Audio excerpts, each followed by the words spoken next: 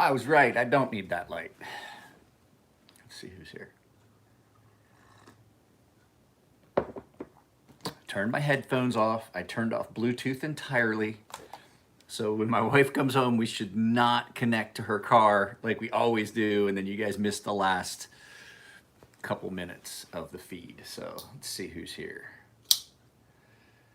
So let's see. It's either going to be Jeremy Russell, Native Wildman, Bradley, or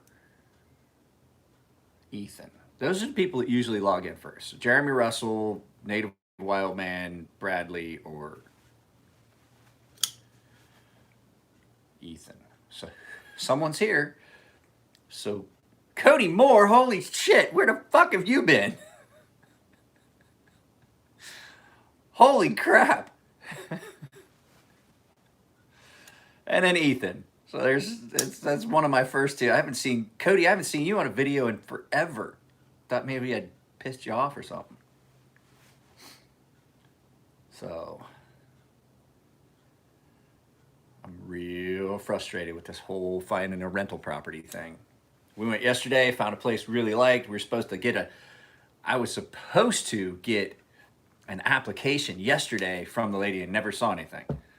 So I gotta call a realtor and say, hey, did you get a hold of these people? Yeah, I do know how it is.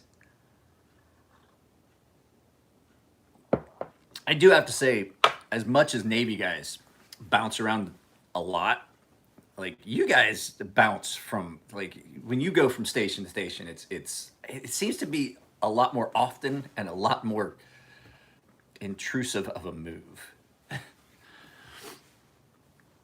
Like we go all over the place, but we stay in one center. Like the ship goes a bunch of places. You just go with the ship. That's the thing. So go to Diego Garcia. If you can get, there's a couple. Like I think it's just Air Force shore duty stations. Diego Garcia actually is really nice if you're not there for a real long time. I have to clean this up. I'm sorry, guys. I can't look at this. My daughter spilled hot cocoa all over the control pad. And now it's sticky and it's got dust and stuff all stuck to it. And just typical kitchen grease and things like that. So we don't ever use that keypad. We have remotes. So it stays up underneath that little lip there, and it just gets covered with kitchen grease and stuff. But that my daughter sprayed or spilled hot cocoa on it. So Guam, I didn't like Guam. Guam is real boring.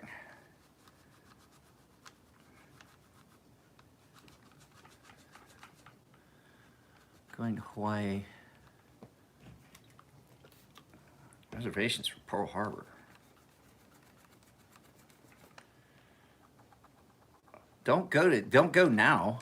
Hey, what's up, Mr. Morgan? Don't go now. Wait till you're actually in the Navy and you can go to the Halikoa. What? Oh, in Okinawa? Maybe. I don't remember going, or in Guam, I mean.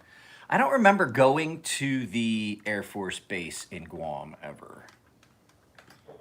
I really don't. I don't remember there being an Air Force base. I don't remember where it's at.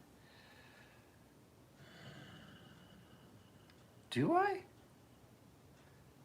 I can't remember. It's been so long since I was in, I think my wife just showed up. It's been so long since I was in Guam. I couldn't tell you. I know that the Air Force base in Okinawa is the best.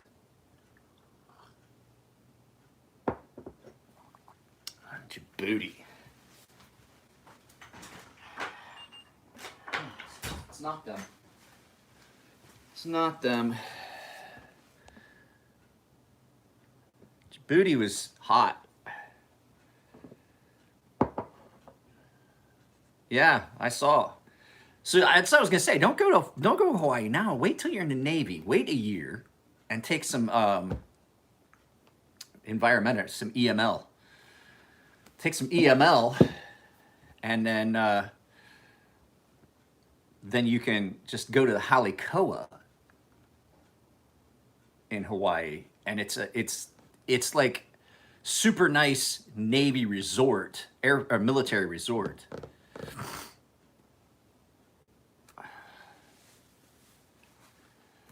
So it's gorgeous. I've been to Halikoa. I went to Halikoa. They have them all over the place. They're just military resorts that you can rent. You can back up. There's a I can't remember what the one is in Tokyo. So, but if you can get into the Halikoa, it's super cheap compared to other like resorts of that caliber. It's really cheap and it's really nice, and it's a lot of fun. I stayed at the Halikoa. I stayed at the Halikoa in 1994, I believe. 93, 94 time frame. Environmental morale leave. That's one you got to remember. EML, especially if you're stationed overseas, you can get some EML. If you haven't watched the video, you should go watch the video.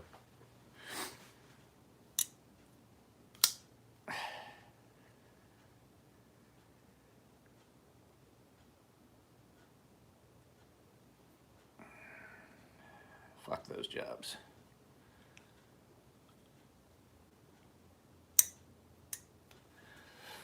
So, guys, I'm just going to warn you, I don't think there's going to be any content this week. We have got a lot of stuff to do. We looked at a property yesterday. We're supposed to have gotten emailed an application, and I don't see it. So as soon as I get done here, as a matter of fact, this is going to be short. How's CPM 154? It's okay. It's a good steel. I like it a lot. I like CPM 154. Some people compare it to RWL. I don't like it as much as like RWL. There are some differences and things like that. Don't try on eBay. All the ones I've seen on eBay, when I see them on eBay, I'm seeing serial numbers that don't match up with what I would be expecting. No, it's not like S35VN. S35VN is like S35VN. So people ask me that. It's like, what steel is it like? Well, unless it's okay, 204P, 20 CV, M390. There are differences. So even comparing them, even though I say they're pretty much the same, they are analogs for each other. They're still different. I honestly think that M390 takes a crisper edge than 20 CV, depending on the heat treat. But it's just minor differences. Your hardness, your wear resistance is pretty much the same. RWL is its own powdered metallurgy. It's Robert Lovelace came up with and developed that steel because it's one he wanted, because it had the properties he wanted. It's super clean. It gets you super high polished. Like I said, that's only 1,000 grit edge, and it's real polished. Holds an edge really well. It's easy to work with. It takes a super crisp, super fine edge. So like you can't really compare it. It's as close to, like, I guess it would be the closest it would be CPM 154. But I've also had CPM 154, and I don't feel that it does as well. You know what the edge it takes like is comparable to? Like the edge on this, the way the edge feels is comparable to S90V, which is another really good steel that I like a lot. I have to do a video about my Franken knife, my Benchmade 940 that I have cobbled together. That's exactly the way I want it. I should go get that. I haven't carried it in a while. But yeah, that's something that people try to do a lot, is they try to make, oh, well, it's like this. Well, I mean, even AR RPM 9, people are like, oh, it's so close to, like, it's basically just 9CR, powdered 9CR. And I'm like, no, it's not. There's some minor differences that, like, you wouldn't think that such minor differences make such a big deal, but they do. There's things that are in that, and it does not feel like 9CR. It doesn't react like 9CR, I should say. But is it similar in composition? Yeah, it's real similar in composition. But there's some minor differences that, and it doesn't take much of a difference in composition to wind up with something different at the end.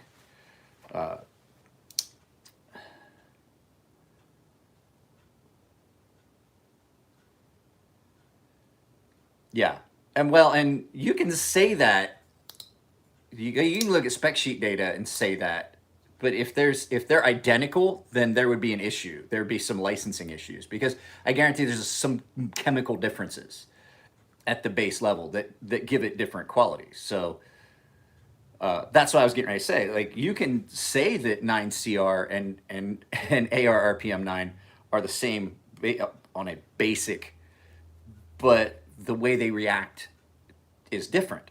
So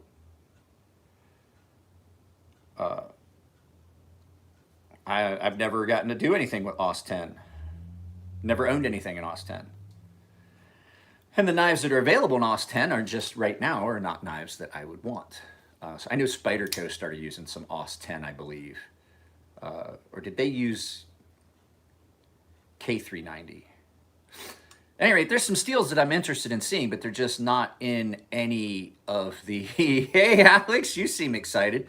But the knives that are in those steels just are not knives that I would want. Hey, okay, so Fiberlight Fire Starters, as soon as my shirts show up, these guys are doing a giveaway. I'm going to do a video about the shirts. I don't know when they're coming. But at any rate, they also own Ember Shirt Co. If you guys remember that folding marine fighter, that folding fighter, the Medford, that I said that I had the video that was a giveaway. If you go to Instagram and you follow Fiberlight Fire Starters, you're automatically entered into the giveaway. There's an iPad and there's an iPad, the knife, an iPad, all kinds of stuff. And the big giveaway, big giveaway. And the cool thing about it is, if you guys remember, the old outdoors manuals were all they were all illustrations, like the outdoor survival guides and stuff like that. And even to the point where like our old military rating manuals, like your job description, like when it laid out like the 5-inch gun system manual has, and they weren't pictures, they were all drawings. Ember Shirt Co. Ember Shirt Co. Okay, big giveaway. Ember Shirt Co. on Instagram. Sorry, yeah, I meant to say Ember Shirt Co. At any rate, so all those old manuals that I had in the military, my Blue Jackets manual had some pictures in it. All of my rating manuals that laid out my job, no, that's just how they were, man. That's if they're done right, that's how they should be. Because photos done in black and white inside a ship, there's a lot of background. So when you just take that out, you strike out all that stuff, and all you see is the drawings. It's clearer. It's much clearer. I've seen some manuals where they tried to take pictures of the inner workings of the gun, and you just can't. There's not the right amount of lighting. There's too much glare and things like that. So taking that and doing it as a line drawing made so much more sense. You could focus on things. And well, it's not that. You have to have, I could tell you, I could describe a 5-inch gun system to you all day, but you're not going to see it. And so to have that reference that's clear and concise. And so what they did was they did all these line drawing pictures for these shirts, like my knife. I forget what all they were. They've done it, but they look like the illustrations that would be in old manuals or old outdoor guides and things like that.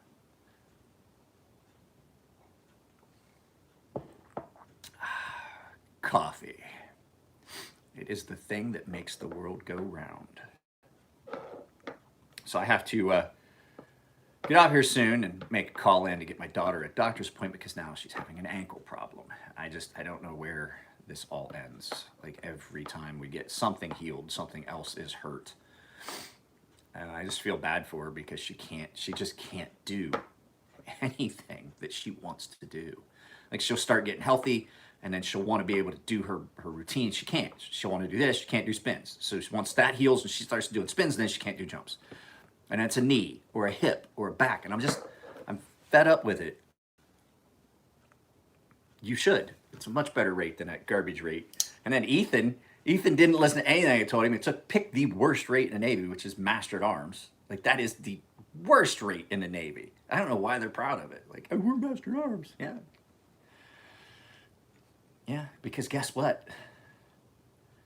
Navy law enforcement, the MAs are so bad that a lot of times you can't get hired by an outside agency if they found out you were Navy law enforcement. They don't want them. Because what happened was, back in the day, you had to be an MA, you had to be an E5, and you convert. Well, now they just let them in. Well, the whole point was because back in the day, you had a handful of MAs, and everybody else, guys like me, 95-45s. 95-45s, which was just regular Navy guys that were filling the billet for the worker bees and gate guards and stuff like that at the bases. So, but they were drawing from other jobs, and basically that wound up being your shore duty. And people were like, "That's not what I want to do for shore duty. I want to do, like, I was a gunner's mate. I don't want to work at security and be a cop for 4 years. I want to work in my rate. I just want to do it at a shore duty billet." And so I worked at an ordnance facility. What they did was they got rid of a lot of I went to 95-45 school, but they got rid of them. They replaced them with all these junior MAs. They basically brought them in from boot camp. And so they brought them in from boot camp, and the whole thing was these guys were supposed to be the gate standers. That's all they did. They stood gates. But what happened was, like, well, I'm an MA, I'm a cop. And they started putting these young kids right out of school in cars. They weren't doing it like a field training officer program. And it's horrible. And they gave these guys all this, what do you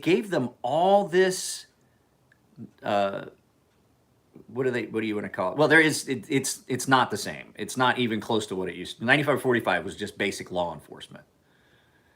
SRF Bravo is different. I did SRF Bravo. It's different. 95-45 was basic law enforcement. That's what it was.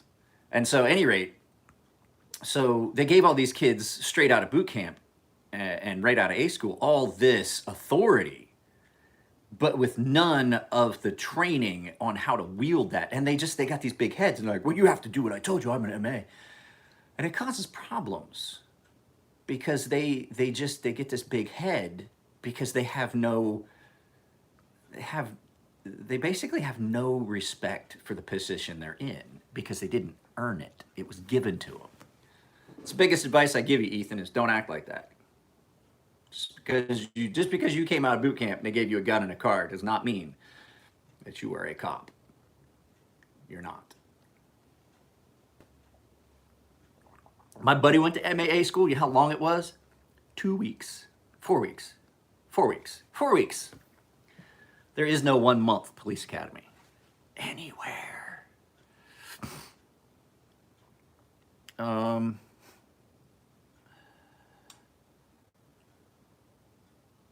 Oh, I do have a video. I want to give you guys a sneak peek. Okay, so you guys, I know everybody sees these shopping things on Instagram. And so after this purchase, I had some money left over in that account. Right? So I see all these things on Instagram that they sell. And I wanted to get one of those heated beard combs. And I knew that the one on Instagram was going to be garbage, so I went ahead and I ordered one on Amazon. Now, the pictures for both of these were exactly the same. The one on Instagram and the one on Amazon. That's the one from Amazon. Now, it came in a box. It came with a registration card so I could get my warranty. It came with a brush and a pair of scissors and a bag, a travel bag, and all that stuff. This is what came from Instagram, and it came in a shitty bag, and it basically looks like my mom's curling iron from 1970. Nothing, if this didn't work, this is it. It's just an on-off switch. It's not actually a comb. This is what came from Amazon. with different temperature settings. And a wood, and you could turn it on and off. And a little silicone temperature guard, heat guard on it. Now, here's the thing, because I had intended on sending this back if I didn't like it, because that was the thing. There's no way for me to send this back. And this was actually more on Instagram than that one was. They were both under $30. But I thought, hey, it'd be cool to have an extra one if this thing is as nice. It's garbage. And like I said, it came shipped in just some fucking piece of a plastic bag inside another plastic bag. No instructions, no, hey, this is how you get your money back. You can't. That's it. It's a one-time sale. Don't buy shit off of Amazon. That's the second time I've bought something. I did that on purpose because I have every intention of doing a video about that. Bought that off of Amazon for $10 more than the one that bought that off of Instagram for $10 more than I paid for the one on Amazon. And the one on Amazon is way nicer. And it has a lifetime warranty. And it actually is a beard comb. Now, I didn't use it this morning, but my beard is way straighter because I used it yesterday.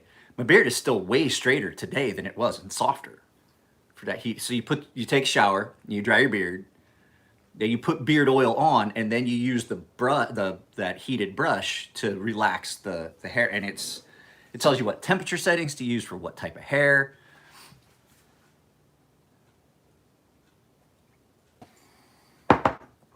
So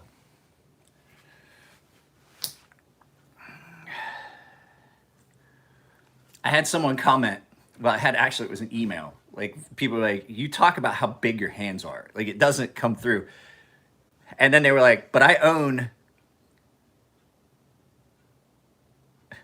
what? My buddies call me Big Bird. My buddies from when I was stationed in Japan, one of my buddies, Animal, used to call me that. So anyway, they were like, dude, I didn't realize how big your hands were until you held that knife up. And and he's like, I own a Norseman. He's like, I know how big those things are. What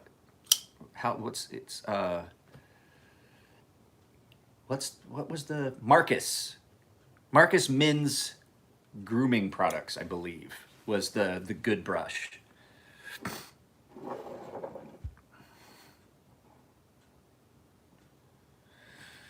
You're gonna catch yourself thinking back to the live feeds when you're in the Navy going, Mike was fucking right. Holy shit. Now, don't get me wrong, I have a lot of really good friends that were MAs, but they fell under the old system where you had to be at least an E5 with exemplary marks on evaluations.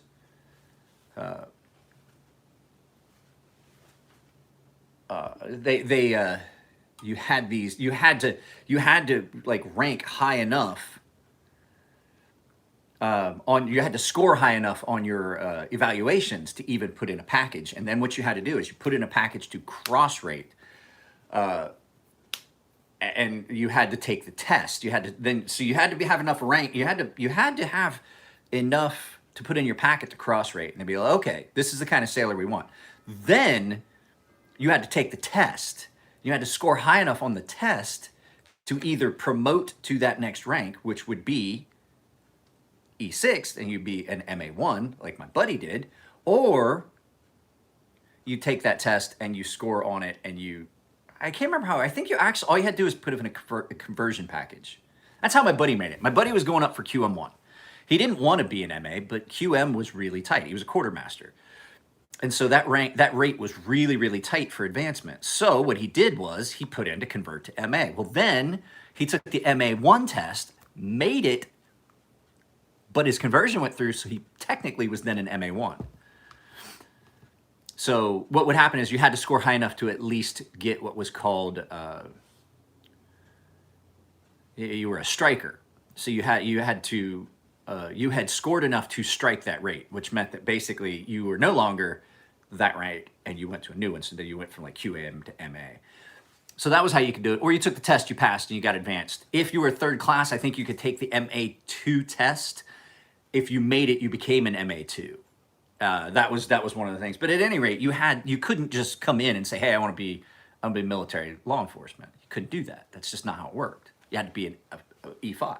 You had to have been in a while to learn the ropes and know how to deal with people and have a little bit of responsibility to go with the authority that you would be given.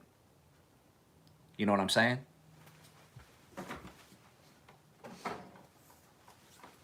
But at any rate, that's neither here nor there. But like I said, all my buddies that are MAs pretty much came out from that. I had friends that were FCs that were like missile FCs, like VLS missile FCs. It was really tight to make rank in that. And so they converted to a rate where there was more availability. And a lot of them did really well. But it wasn't their chosen career path. I just chose not to. It was a while. It was really, really tight for advancement for my rate. And I didn't want to change. I just like, well, I'll just stay where I'm at then.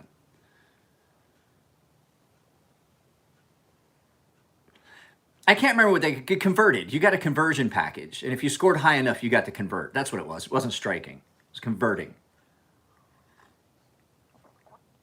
So you put in your conversion package. If your conversion package got approved, upon advancement to E5 or whatever, you got to convert. If you were taking a test, you could say, I was a third class. I say I want to take the MA2 test. If I scored high enough, I could convert, or I just picked up that rank as an MA as opposed to whatever the rate was. It's been years. They've probably changed a lot of that too. I don't know how it works to convert. CTRs? CTRs are... Hang on a second, I have to answer this.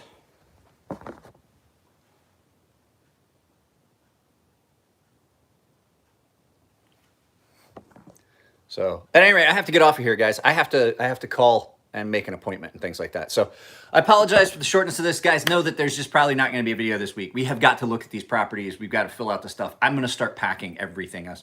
I forget what CTRs were. They were like crypto technology or crypto techs. So, at any rate, I will talk to you guys later. Take it easy, and I will see you in the next video. I will try to get a video up, but I don't think there'll be one up tomorrow. Later.